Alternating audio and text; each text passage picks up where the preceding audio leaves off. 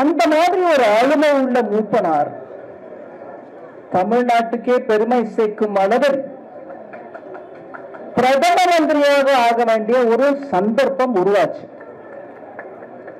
பாரதிய ஜனதா கட்சியின் முன்னாள் தலைவர் அண்ணாமலை அவர்கள் அதை எடுத்து சொன்னார்.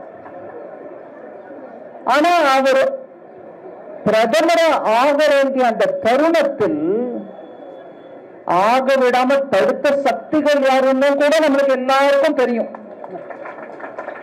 இன்னைக்கு தமிழ்நாடு, தமிழ் கல்ச்சர், தமிழ் புகழ் அப்படின்னு திருப்பி திருப்பி பேசுறவங்க ஒரு தமிழனை பிரதமர் ஆக வேண்டிய அந்த தருணத்தில் ஆதரவு தராம தடுத்தாங்க. இதையும் நம்ம மனசுல வச்சுக்கணும், மறந்துட முடியாது.